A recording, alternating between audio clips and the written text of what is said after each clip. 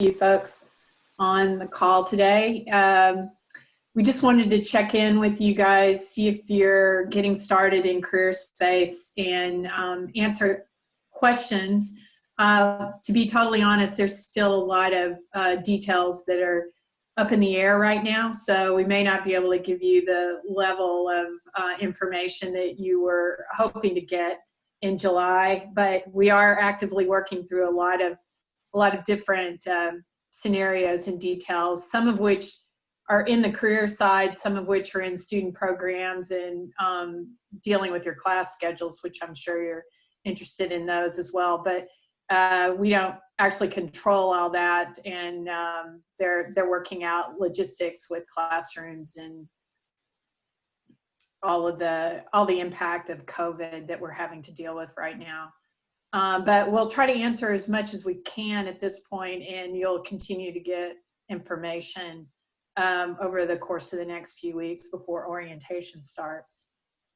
So with that, I just, yesterday I took a look, and it looks like about over 60% of you have done at least half of the Careerspace exercises that are currently out there, which is great. We're happy that you've already begun to engage, because it will make the fall a little bit easier if you've gone through at least the first part of looking at resumes and trying to get a handle on how you're going to transform your resume into something that's much more of a forward-looking document.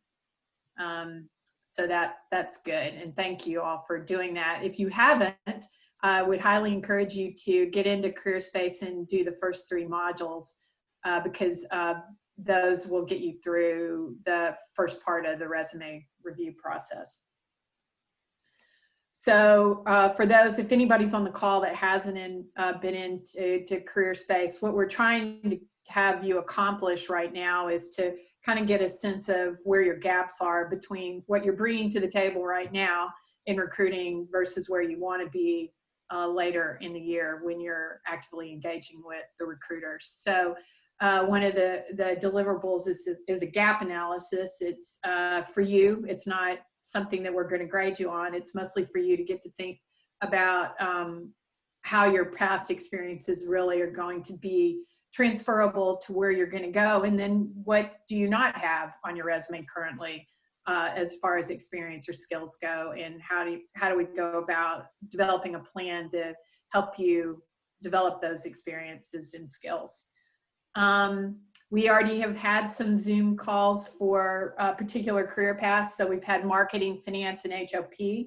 If you were not able to join, you can go into the Zoom tab and look at previous sessions, and you can see what went on with those. And most of them will have a PowerPoint slide deck attached. We have some upcoming ones. We have consulting next week, and then we have healthcare the week after. And then we've asked our librarians to do a session so you will be able to see early about all the resources that the library has. Many of them are going to be really helpful in doing career research or getting ready for interviews. So getting a better sense of what library resources we have is very helpful. We also have, new to us as of last year, we have a platform called O'Reilly, which they'll introduce it to you on that call. And O'Reilly is got a lot of online content to help develop tech skills. So for those of you that want to know a little bit more about Python or R or Tableau, any type of data visualization, there's some online courses, books. It's just a huge platform of content that's available to you through this library resource. It's all self-paced, but as you're thinking about, trying to develop skills over the next 2 years, this O'Reilly database of coursework is going to be fantastic. We've already had a lot of our second years engage with it and develop some skills that I think have been useful for them in their internship. if you are already, when you have your VUNet ID, you can actually log on right now and explore some of the library resources. And if you have the time, I would encourage you to go in and take a look at them now to get familiar. But on the 28th, one of our librarians will be online to kind of walk through some of that content as well. So another thing that we have that we'll be launching in the next couple of days is we normally do financial modeling classes, and we bring training the street to campus. But with COVID, we're taking advantage of their online classes. We've actually gotten a deal where there's normally we do 2 modules on campus. We are now going to be able to introduce 5 modules to their online course. And I'm going to ask Brooke to kind of walk through what those are and how you can think about taking advantage of those. Not only this summer, they'll be available through the fall, but you might want to get started this summer. So there are several different models. It's either 5 or 6 that you all get access to through this. We talked a little bit about this on the finance session that we did last week. And so, yeah, I'll be also, I've been meaning to do this. We'll be posting this and as an announcement on Careerspace so that you can access it that way. But yeah, you can go through the courses. It's self-paced. It's on your own. There's a suggested order that you use for going through them, suggested by the folks at Training the Street. So really great way to get started now on some of the more technical prep if you're thinking about recruiting for financial services. Yeah, you definitely want to take advantage of this because if you were going to pay outright, it would be thousands of dollars. So this is very good content that's been highly subsidized by our office. So please take advantage of it. And I'll just add too, for those of you that don't think you're going to go into career in finance, these classes are still good, even if you're thinking about consulting or even marketing. Being familiar with creating a financial model and making the model interactive is going to be something that you would use in multiple areas. So while it's essential for people that are thinking about careers in finance, it's also really good if you're thinking about doing something else like consulting or operations and marketing too. So we are also later this month, we're going to be introducing some additional career education modules. You'll be getting more information on an online interview course from David Orval. And for those of you that are already thinking about consulting, David Orval will be somebody that you'll interact with over the next 2 years. He is an ex-Bain consultant, and he has a lot of case interviewing materials. He's also got a fully self-paced online course on interviewing, and we used it last year, and it was really good. And we will walk through it with you, but you'll have access to this complete online course. It's talking about how to frame up your story, how to be answer first, things that are going to be very helpful for you as you move into interviewing season much later in the fall. So we're making that available early, seeing that some of you may have some time right now to go through some of this content, and then we'll continue to work through the modules. There's about 5 or 6 modules in the class, but it's also really good material as well. And so we'll be getting that set up, and you'll be receiving instructions directly from the Orvals about signing up, but we are sending out all the credentials, so your email address and all of that will be sent to them from our office, and then you'll receive your logon and instructions on how to do that. I know a lot of you are going to want to begin to talk to the CMC coaches one-on-one, and we certainly want to do that. We'll be setting up schedules and getting more information out to you in August about doing one-on-one coaching. we're still working through logistics for all of this, because we do want to meet with every one of you one-on-one, and we'll go through your resume and talk about your plan for the fall in recruiting when we do that. You'll also be introduced to a second-year mentor. If you haven't already, you'll be getting an email from or content from admissions with a survey about your career.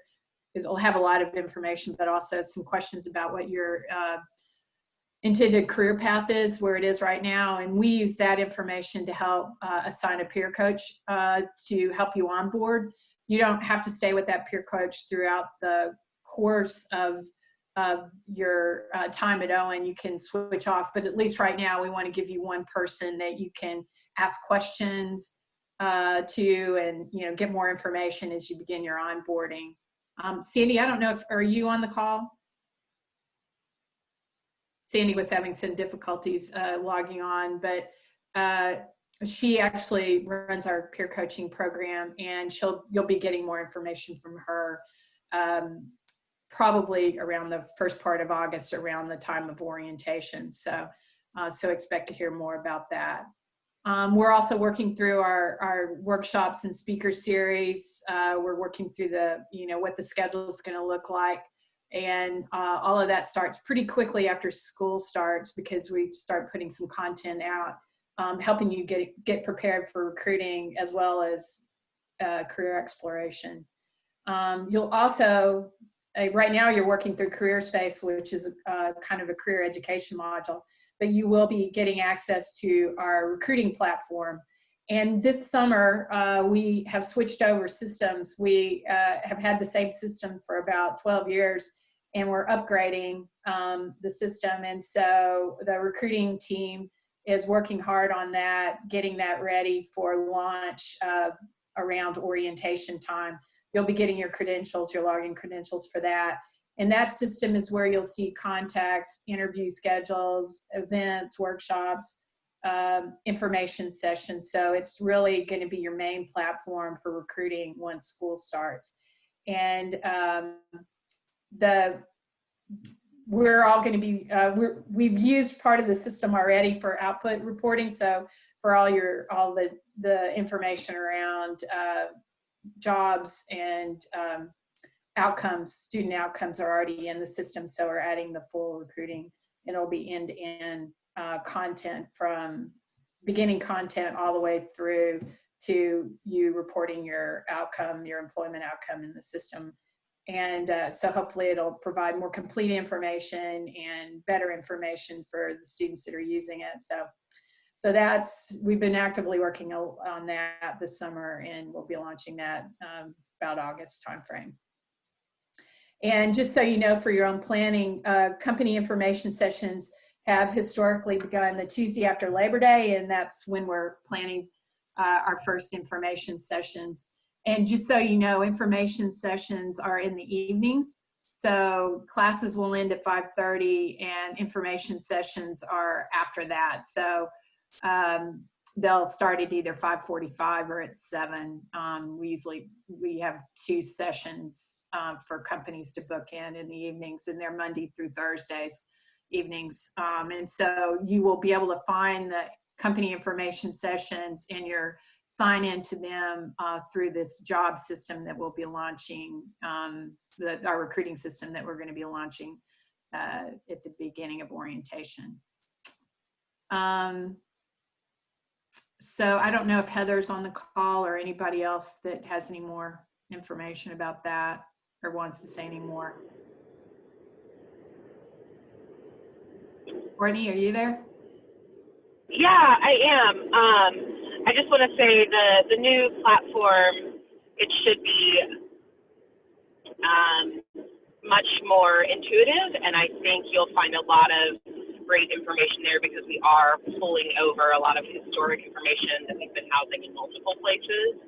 And as Emily mentioned, we don't really know what class schedules and things like that look like quite yet, or I should say it's ever evolving. And so as a result, the timing of the info sessions will still be in the evening, Monday through Thursday. We'll offer 2 time slots, but hopefully it's going to be a smoother process, actually, because a lot of it will be virtual. So you'll be logging into Zooms or WebExes, and the system will house all of that information for you. So you'll get a calendar reminder that you have a 5:45 session or a 6 o'clock session. You'll follow the link and you'll be able to interact with the company representatives. Similarly, for interviews and something we call office hours or coffee chats, it will all be housed within this system, and you can sign up and sort of edit and recheck everything within the system. And as you're applying for things, the system also uses resumes, and of course the coaches will walk you through how to build those, but cover letters, resumes, documents that you would share with employers and recruiters can all be within the system, and hopefully make things a little more seamless for you.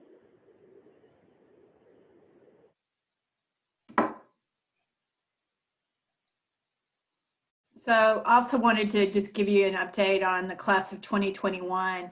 We'll be posting an Excel sheet out on the announcement page that has where the class of 2021 has interned.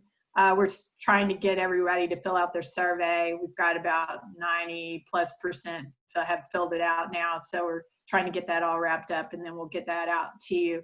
And you'll want to engage with some of those folks too as you begin the fall, because they're the best source of information about what it's like to work in those various companies and do projects. But so this is just a brief snapshot of where they went by job function. So we've had a long history of everyone receiving an offer. We still had that happen this year. There were 7 students that were impacted due to COVID, but were able to pivot and find other internships post, you know, a recension due to COVID. And they were in areas that were companies that were directly impacted by COVID, such as airlines. They had to actually pull back quite drastically this summer because of reduction in travel. So I'm sure you can imagine that. We don't have any students on the call, on this call, but if you've logged into the other career path sessions, there have been students on them. Almost all of them are working virtually this summer. There might be a few in the office, but I would say almost all are working virtually on projects. And so it's definitely been a different summer experience for them than we've ever had. And I think everybody's had to kind of regroup and cope with doing a virtual internship. But most of the companies have provided plenty of support for that. And some companies have had to change their format for their internships to reduce the amount of time. Instead of a 10-week internship, some of the internships turned into 6 weeks or 8 weeks internships. So there was some refocusing of what they were actually doing. Hopefully for your class, you will not have to deal with this, and you will have a traditional internship. But you know, there was definitely a lot of change that happened in a very short period of time after March, when companies had to rethink how they were going to do their summer work. So with that, I know you probably all have questions and are want to ask or get some clarity around something. So unmute your mic, or you can ask us in the chat function, and we'll be happy to answer what we can.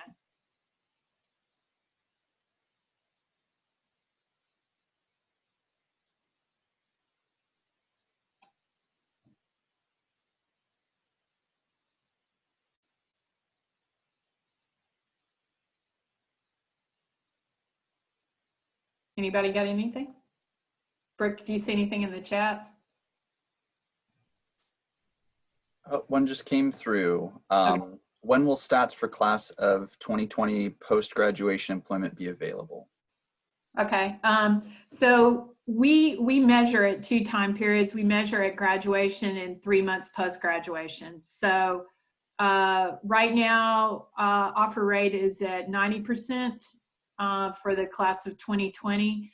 And we will then measure again for this year, it will be August 8th. And then we have about a month to put the employment report together. So the official employment report will go out beginning of September sometime. So far, we haven't seen a tremendous amount of impact in actual full-time employment due to COVID, with the exception of start dates were pushed back. There were several companies that pushed their dates back later into the fall, and actually a few that pushed their start dates back to January, and that was primarily in consulting where we saw that. But we have a a career fair next week. It's a multi-school career fair, and there are 50 companies that are participating in that. And so that's definitely a good sign. And we are, actively engaged with the employers to sign up for information sessions and interviews right now. And, we're still seeing employer activity through the fall. So we're glad about that for sure.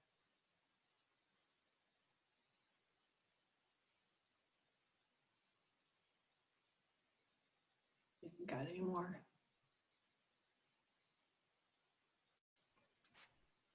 We've got some others coming in. Great. When company networking events happen, I know there's probably a period after the session where we can network with the representatives from the company. How will this work virtually? We are working out some of the details, but there are break rooms in Zoom, and we anticipate talking with companies about how they want to do that. So every company may have a slightly different way they want to do it, and some companies will be using their own systems to do it, but basically it'll probably be through something like a break room or a similar function in Zoom. There's also a whole other way companies interact individually, and they set up, normally on campus, they do what they call coffee chats. So you would sign up for a time slot and you would meet with a company representative one-on-one. We anticipate that they'll do the same thing, except it'll be virtual. So you might have a 20-minute time slot through their virtual system or through our Zoom system to be able to talk with them one-on-one. And yes, so prep for virtual networking. Yes, we're definitely going to be providing more content around that, because that is very different. Although I will say that over the last few years, there's been more virtual recruiting. Amazon had moved to a virtual format maybe 3 years ago, and they did almost all of their recruiting virtually. So tech companies had already moved in that direction. So now we're seeing, other companies move, at least in response to COVID, that way as well. And that was one of the reasons that we had already made a decision to do virtual recruiting this year, mainly because companies can't travel or couldn't come on campus anyway. So it was, they felt like there would be much more organic interaction on a Zoom call versus even wearing a mask and sitting 6 feet apart in a room. So it was moving in this direction anyway, which made it a bit easier for us to take advantage of current technology to facilitate these different types of interactions that way. Hopefully that answers your question. And yes, we will be working, trying to, provide a bit more information about how to make the most out of these virtual sessions.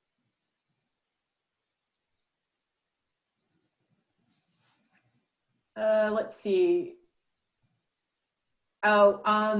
Hendrix, I forwarded your question to Bailey McChesney, and that's going to come out of admissions. So if you're still on the call, you could email your admissions advisor, and they'll be able to answer your questions about Math Camp. Hopefully you can get what you need from them.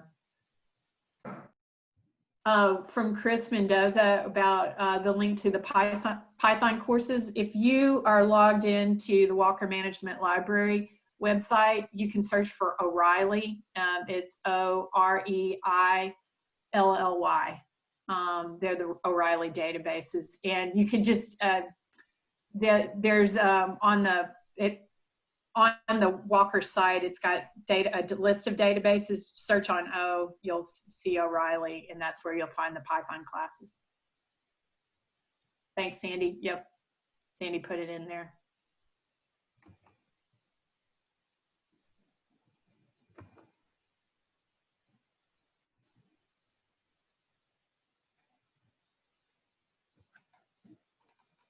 Hello, good morning, everyone. Just one question. Are there going to be any in-person requirements for the fall, or is it just all online?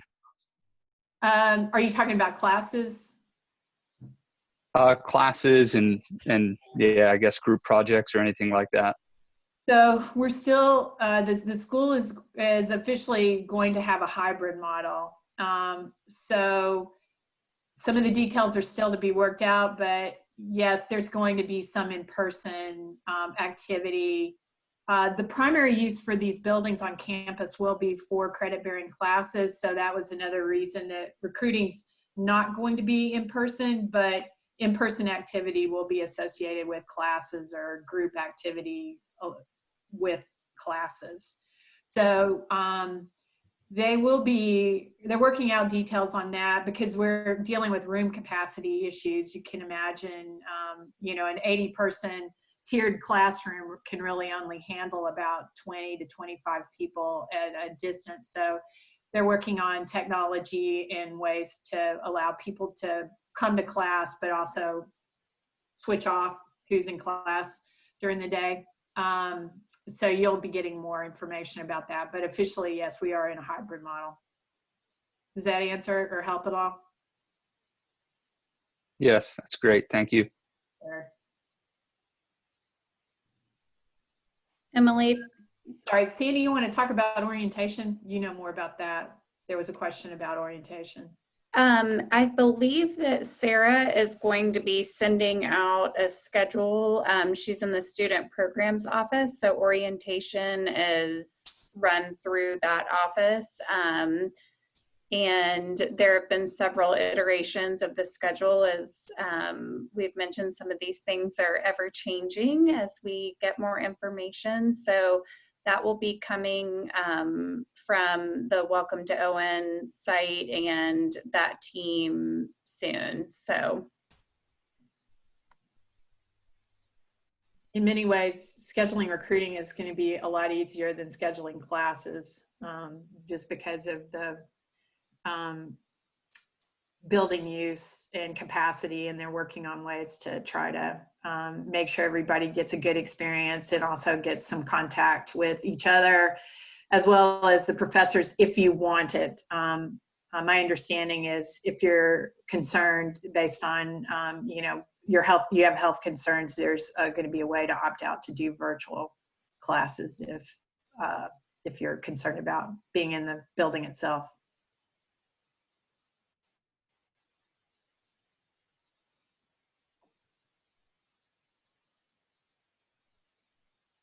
Are most of you in Nashville now, or are you moving? Some are in Nashville? You're hitting the hot and humid part of summer here. I have a quick question, actually. Sure. How's it going? I was wondering about the resume aspects that you guys were talking about through the career modules. Is that after the gap analysis? Yeah, you have to complete one to open the next one. Right. Yeah, so the resume is in module 3. Perfect. Okay, cool. Yeah. I just have to submit the gap analysis. Yeah. I was actually talking to Brooke about it because it seems like there's 5 specific areas for the gap analysis, but if you're concentrating on something outside of those 5 areas, you kind of have to tinker around with the already existing ones to fill it out. Yeah, we don't have a complete library of gap analysis is already filled out. The modules that we'll add in the next couple of weeks will all open up at the same time, so you won't have to go sequentially through them. And something I'll add in, and we talked some about this, but if any of you are looking at functional areas that aren't covered by the 5 existing gap analyses, the templates that are there, what I would suggest doing would be looking at some job postings, job and internship postings for the kinds of roles that you're interested in. I think that's one helpful source. Certainly talking with anybody who's working in functions or companies that you're thinking about, using some of that to collect some information. And then even there may be some information on the existing gap analyses that you may be able to kind of replicate and say, hey, this fits for this function I'm looking at, or this doesn't. So hopefully that can help if you're in that spot.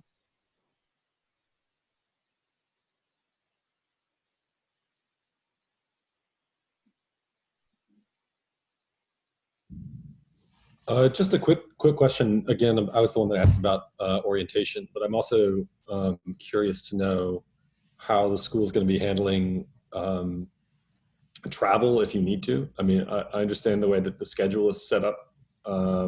We will be leaving, for Thanksgiving break and not coming back. Is the expectation that we'll be in Nashville from August 4th when orientation begins through Thanksgiving?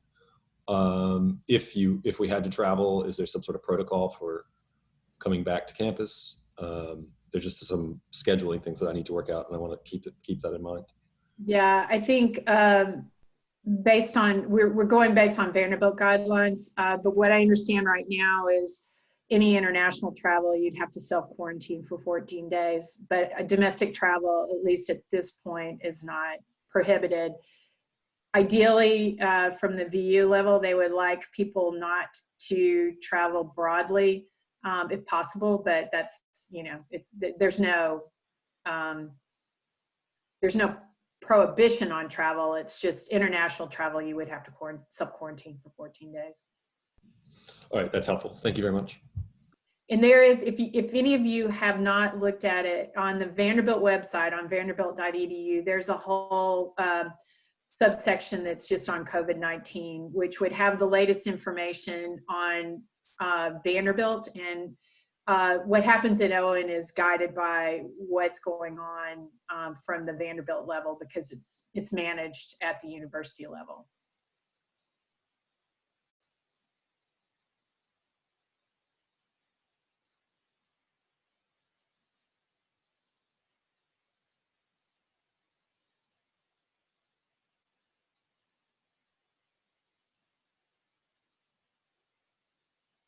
Anything else? Brooke or Sandy, have I missed anything that we haven't covered that we know about right now for sure?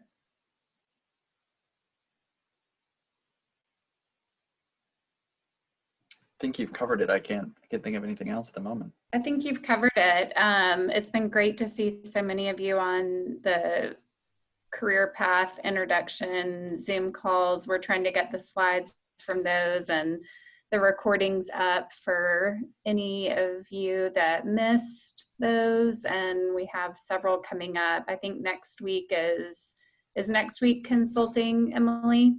Yeah, consulting, and then the following week it'll be healthcare. Yeah. Yep. So that was it. Yeah, and then we will be part of the orientation schedule. So you'll be seeing us as a part of that. And then we really kick off a lot of programming right after that to help you get ready for fall and recruiting, or at least interacting with companies. Your interviewing won't happen until much later in the fall, but you will be engaging with companies and alumni reps from companies. And so there's a lot of pre-interviewing recruiting that happens beforehand. So we'll be working along with you on that. Just one other question about that whole process. I mean, I think you guys were talking about how you have a track record of getting 100% of students placed. What's the kind of timeline for, I mean, I guess are 50% of internships set up by December? Are 75% set up by April? Just in terms of our expectation. Yeah. So normally 20 to 25% of people secure an internship in the fall, and it's usually late fall, like late October through December. And it usually comes through early recruiting events like these national career fairs. There's MBA veterans, there's National Black, Christianica. So there's some offers that come through those. And there are a few MBA career paths that do begin interviewing in the late fall. Human and organizational performance, they do in investment banking. So maybe 20 to 25% of students will have an internship offer before winter break. The bulk of offers come in January, February, and early March. So we go from about 20 to 25% to about 75% by spring break, and then the remainder happen March, April, and early May. So the heavy season really is January, February, March for internship interviews and offers. All right, thank you. That's very helpful. Sure.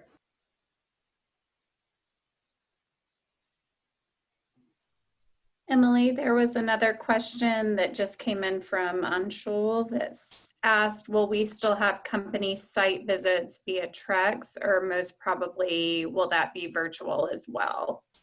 Our anticipation is it's going to be virtual because many of our recruiters are not going back in their offices till late fall, maybe January.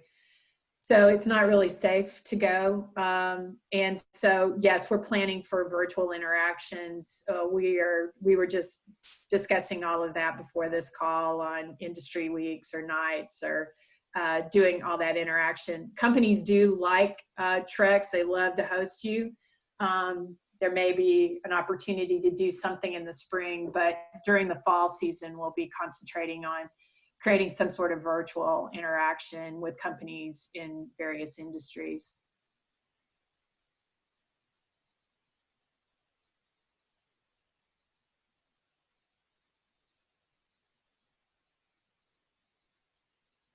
All right.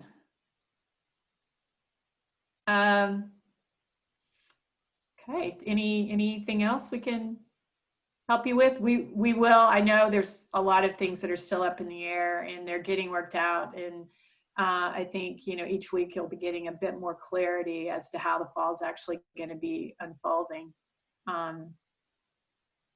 So.